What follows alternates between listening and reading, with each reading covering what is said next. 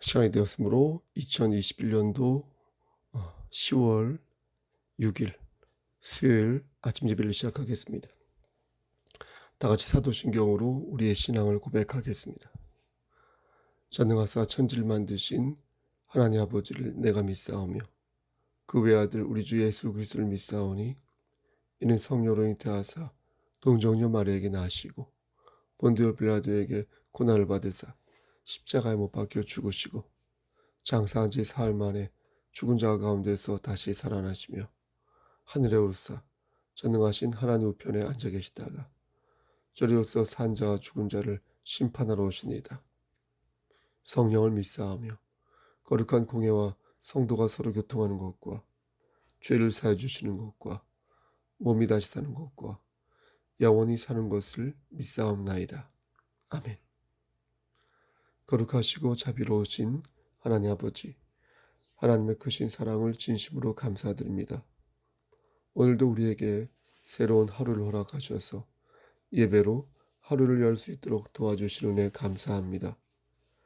하나님, 오늘도 하나님과 동행하는 귀한 삶 될 수 있도록 하시고 마치 마지막을 사는 것처럼 열심히 의미 있게 하루를 보낼 수 있도록 도와주시옵소서.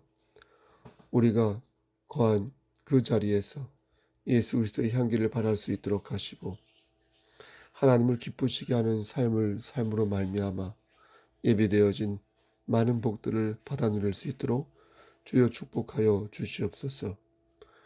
이 시간 간절히 바라고 하는 것은 심신이 연약한 우리의 형제와 자매들을 위해 기도합니다. 하나님, 하나님께서 함께 하시사 영육의 강건함을 허락하여 주시고 저들이 마귀가 쳐놓은 올가미에 걸려들지 아니하도록 하시고 말씀으로 하나님의 선한 능력으로 다시 일어설 수 있도록 붙잡아 주시옵소서. 하나님, 저들이 육체적으로 병이 들어 힘이 들고 괴로운 그런 상황에 있습니다.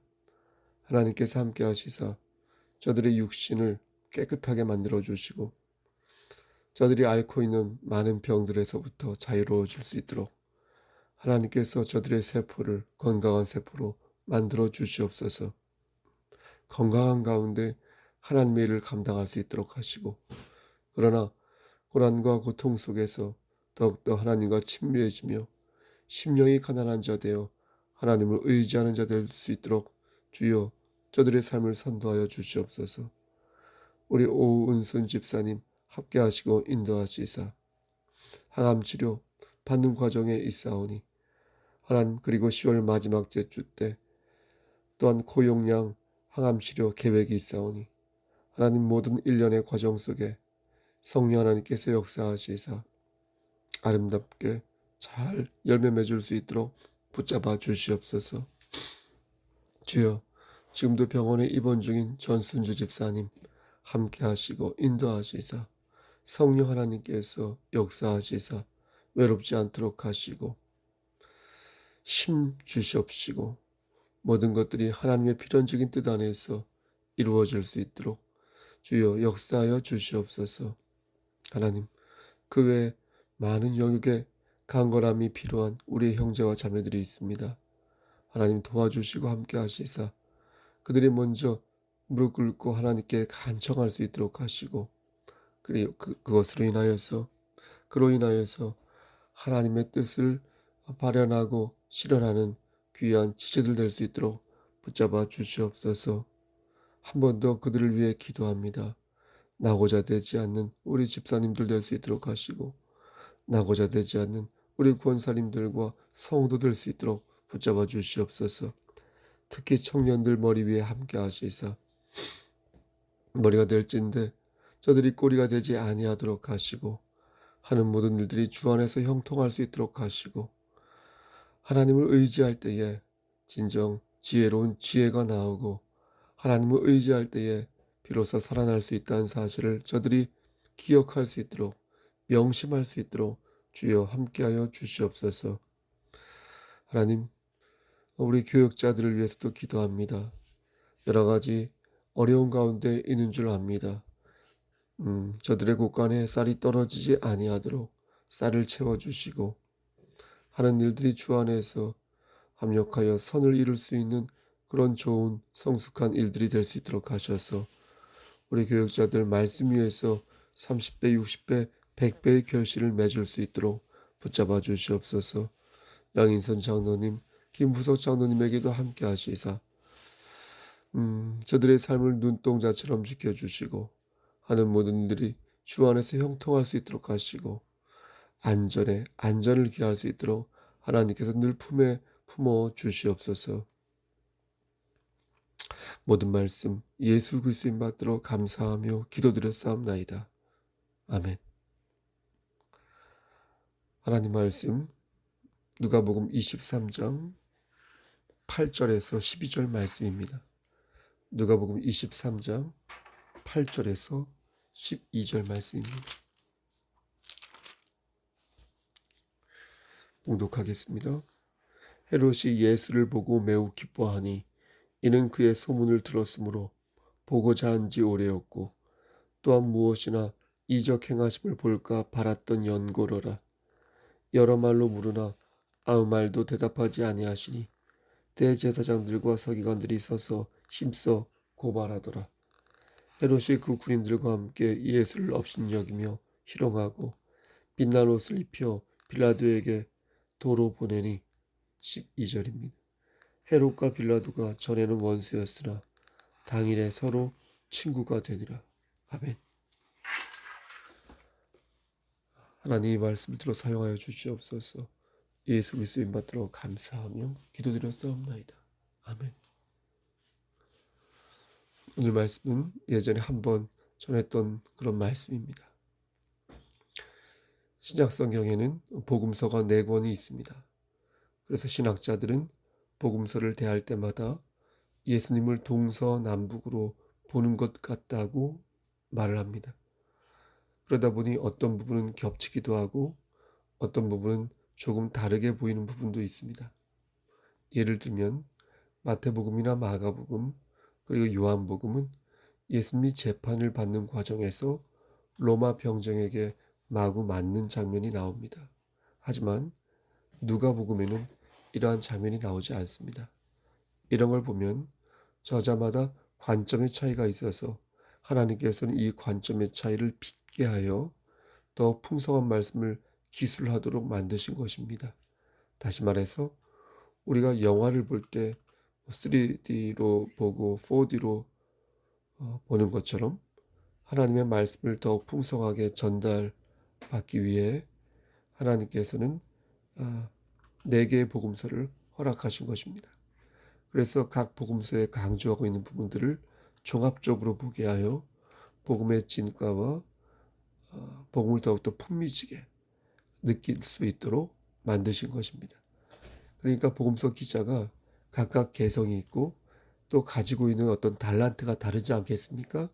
그래서 하나님께서는 그들의 개성과 장점을 이용하여 복음의 신비를 공감각적으로 들려주고 계신 것입니다. 오늘 본 말씀도 그렇습니다.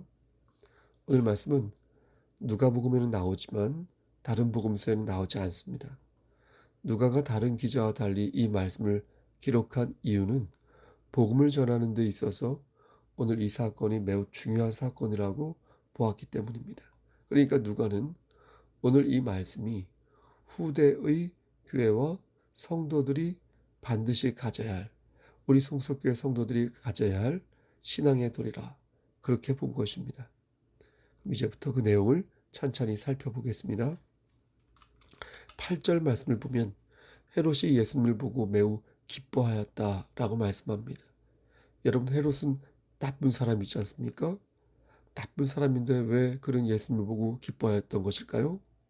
그냥 기뻐한 것이 아니라 매우 기뻐하였다고 하니까 그 기쁨의 정도가 상당히 컸다는 것인데, 그렇죠? 헤롯은 왜 예수님 보고 그렇게 크게 기뻐했던 것일까요? 거기에는 이유가 있었는데 8절 말씀을 보면 오래전부터 예수님을 보고자 하였는데 드디어 보게 되었으니 너무나도 기뻤다고 말씀합니다.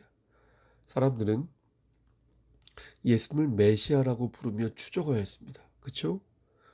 당시 갈릴리를 다스리던 헤롯 왕이 이 사실을 몰랐을 리가 없고, 지금 때가 유월절 무렵이라 이제 공생애를 거의 마칠 즈음 아니겠습니까? 예, 헤롯은 그간 예수님에 관한 많은 사건들을 이렇게 축적해 놓은 상태였을 것입니다. 그래서 헤롯은 예수님을 보자마자 마치 연예인을 보듯 기뻐했던 것입니다. 근데 우리는 여기에서 헤롯의 관심사를 정확하게 파악할 필요가 있겠습니다. 헤롯은 예수님을 만나고 싶어 했지만 그것은 하나의 관심이었을 뿐 정말로 예수님이 좋아서 만나고자 했던 것이 아니었습니다. 좋아하는 것과 관심이 있는 것은 차원이 다릅니다. 그렇지 않겠습니까? 믿음은 기본적으로 믿음의 대상을 좋아해야 가질 수 있는 것이지 관심만으로는 믿음을 가질 수 없습니다. 관심이 믿음의 시작이 될 수는 있겠죠. 하지만 믿음의 전부가 될 수는 없다는 것입니다. 다시 말해서 헤롯은 예수님이 어떤 분인지를 진심으로 알고 싶었던 게 아니라 예수님의 현란한 기적에만 관심이 있었던 것입니다. 이것은 자기의 욕망을 채우기 위한 관심이지 구원으로 나아가는 그런 관심이라고 볼 수 없는 것입니다. 아마 그는 마음속으로 이렇게 생각했을 것입니다. 어떻게 저런 일이 일어날 수 있을까? 저게 진짜일까? 눈속임은 아닐까? 나도 한번 믿어볼까? 그래서 이런저런 문제도 해결받고 병 고침도 받고 이런저런 혜택도 누려볼까? 이렇게 생각했을 것입니다. 저는요, 이런 생각 자체를 충분히 할 수 있다고 생각합니다. 그리스도인이요, 보험 들듯이 주님을 믿고자 처음에는 교회에 나올 수 있습니다. 저는 그것이 나쁘다고 생각하지 않습니다. 하지만 그리스도인이 거기에 머물면 안 된다는 것입니다. 헤롯은 예수님을 보지 않고 그의 이적만을 보았습니다. 그의 관심사는 오로지 자신의 호기심을 채우는 것. 그러니까 그는 예수님을 그리스도로 본 게 아니라 자신의 호기심을 채워줄 흥미로운 존재로 본 것입니다. 그래서 마치 마술사에게 마술을 시연해 보라는 것처럼, 보라고 말하는 것처럼 헤롯은 예수를 뚫어지게 쳐다보며 이것저것을 꼬치꼬치 물었던 것입니다. 하지만 예수님은 신문을 받기 위해 붙잡혀온 것이었습니다. 이미 예수님은 빌라도 총독을 만나 한 차례 신문을 받은 바 있습니다. 당시 빌라도는 예수님에게 죄가 없다는 것을 알고 있었고요, 예수님을 풀어주려 하였으나 백성들의 원성으로 예수님을 풀어주지 못했습니다.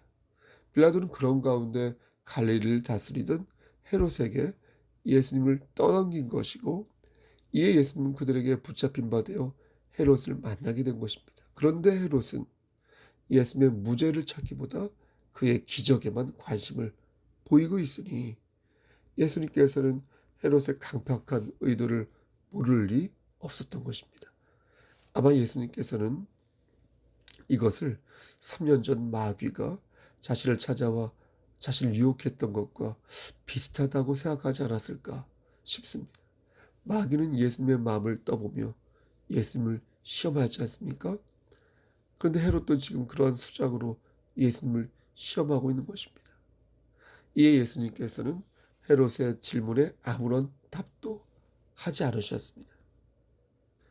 여기에서 아무런 말도 하지 않았다는 것은 입을 다물고 정말로 아무런 말씀을 하지 않았다는 게 아니라 헤롯이 원하는 바를 예수님께서 채워주지 않으셨다. 그런 의미가 되겠습니다. 헤롯은 예수님을 반갑게 맞이했다고 앞에서 말씀드렸습니다. 그렇죠? 만약 그때 예수님께서 헤롯의 욕망을 채워주었다면 예수님은 재판에서 유리한 위치에 오를 수 있었을 것입니다. 하지만 예수님께서는 그렇게 하지 않으셨습니다. 이로 인해 헤롯은 예수님을 미워하게 됩니다. 자신의 호기심을 채우지 못하자 즉각 돌변하여 예수를 죽이고자 한 것입니다. 11절 말씀을 보면 헤롯이 그 군인들과 함께 예수를 업신여기며 희롱하였다, 이렇게 말합니다. 여기에 그치지 않고 헤롯은 예수님에게 빛난 옷을 입혀 빌라도에게 보냅니다. 자신의 욕망을 채우지 못하자 예수님을 한순간 그냥 뱉어버리고, 그렇죠? 예수님의 신성과 인격을 모독한 것입니다. 여러분, 예수님이 이 땅에 오신 이유는 우리의 영혼을 살리시기 위해 오신 것입니다. 예수님은 하나님과 끊어진 관계를 회복시키기 위해 이 땅에 오신 것이지, 당연한 말씀이지만 우리들의 눈요기를 채우고 우리들의 어떤 육적인 만족을 채워주기 위해서 이 땅에 오신 것이 아닙니다. 그런데 헤롯은 자신의 만족을 채우지 못하자 예수님을 조롱하였습니다. 그것도 부족하여 군인들에게 조롱하라고 말하며 그들과 함께 예수를 업신여겼습니다. 그리고 빛난 옷을 입혀 예수님으로 하여금 말할 수 없는 모욕을 안겨주었습니다. 여러분, 어떻게 이럴 수가 있겠습니까? 어떻게 이렇게 한순간에 변할 수 있습니까? 예? 그러므로 우리는 묻지 않을 수가 없는 것입니다. 혹시 나는 예수님을 희롱하고 있지는 아니한가? 혹시 나는 사람들 앞에서 예수님을 욕보이고 있지는 아니한가? 여러분, 말로 하는 것만이 희롱이 아닙니다. 불의 앞에서 입을 다물고 가만히 있는 것도 여러분 희롱입니다. 예수를 비웃는 자, 하나님을 모독하는 자, 우상을 섬기는 자, 교회를 핍박하고 성도들을 능욕하는 자 앞에서 그 어떤 대응도 하지 않고 그 어떤 반론과 그 어떤 댓글과 그 어떤 용기도 보여주지 않는 것도 여러분 진리를 파는 것이에요. 하나님을 업신여기는 거예요. 그분을 희롱하는 것이에요. 우리가 그것을 알 때에 과연 우리의 모습이, 삶이 어떠한지 돌아보지 않을 수가 없는 것입니다. 많은 성도들이 자신의 욕구를 채우지 못할 때 하나님을 배신하는 것을 봅니다. 자신의 호기심과 욕망을 채우지 못할 때 하나님에게 등을 돌리고 하나님에게 빛나는 옷을 입혀 하나님을 돌려보내는 것을 봅니다.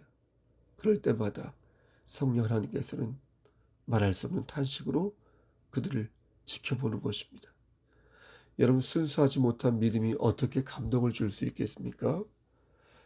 그가 나를 순수하게 사랑하고 정직하게 사랑하고 진실로 사랑하지 않는데 어떻게 그에게서부터 감동과 기쁨을 받을 수 있겠습니까? 사람의 감정도 이러한데 하물며 하나님을 향한 사랑이 어떠하겠습니까? 하나님을 향한 사랑은 어떠하겠습니까? 그러므로 저는 오늘도 여러분에게 권면하는 것입니다. 귀 있는 자는 성령의 음성을 들으시길 바랍니다. 자신의 욕구를 채우기 위해 하나님을 끌어들이는 헤롯과 같은 사람이 되어서는 아니 될 것입니다. 자신의 욕망을 채우기 위해 하나님에게 제주 좀 펴보세요 라고 말하는 무례한 사람이 되어서는 아니 될 것입니다. 성경은 헤롯과 빌라도가 전에는 원수였으나 당일에는 서로가 친구였다고 말씀합니다. 우리도 그럴 수 있지 않을까요? 순수한 믿음은 순수한 믿음으로 보이겠지만 거짓된 믿음은 거짓된 믿음으로 유유상종 모이기에 내가 서 있는 곳이 불의한 곳이라면 우리는 원수를 사칭하여 또 다른 불의를 책동할 것이고, 내가 서 있는 그것이 올바른 곳이라면 주님의 공의와 사랑으로 성숙한 가정이요, 성숙한 교회 공동체요, 성숙한 우리의 여러 목고지들을 만들어낼 수 있을 것입니다. 여러분, 교회는 진리를 바로 세우기 위해 노력해야 하는 것이죠. 진리를 바로 세우기 위해. 하나님 중심의 삶을 살기 위해 부단히 모여서 찬양하고 부단히 모여서 예배를 드려야 하는 것이 여러분 교회입니다. 교회는 지금보다 더욱 지혜롭고 성숙해져야 할 것입니다. 순수한 믿음으로 교회를 세우기 위해 손을 잡고 함께 나아가야 할 것입니다. 형제와 자매를 주 안에서 사랑하고요, 이웃을 사랑하고요, 무엇보다도 하나님의 자녀로 삼아주신 내 자신을 예쁘게 사랑해야 할 것입니다. 사랑하는 성도 여러분, 오늘도 주 안에서 그렇게 사랑을 실천하는 여러분 되시기를 주님의 이름 받들어 간절히 축원합니다. 아멘. 이제는 우리를 죄에서 구속하여 주신 주 예수 그리스도의 은혜와 아버지 하나님의 망극하신 그 사랑하심과 성령님의 교통하시고 인도하시는 모든 역사하심이 하나님 말씀 안에서 진리를 세워가며 하나님의 뜻을 먼저 물어가며 지혜롭게 성숙해져 나가기를 소원하는 여기 모인 성도들과 그들의 가정들과 이 제단과 이 나라 위에 하나님의 사랑하심이 세세토록 함께 계실지어다. 아멘. 예배를 마쳤습니다. 여러분 오늘도 주 안에서 승리하시고요. 오늘은 수요 예배가 있습니다. 우리 양장로님이 광고하신 것처럼 오늘은 대면 예배로 오늘부터 수요 예배를 드리도록 하겠습니다. 대면을 참여하지 못하는 분은 비대면으로 참석하시면 되겠습니다. 여러분 건강 유의하시고요. 오늘도 편안하고 즐겁고 힘찬 하루 되시길 소원합니다. 샬롬.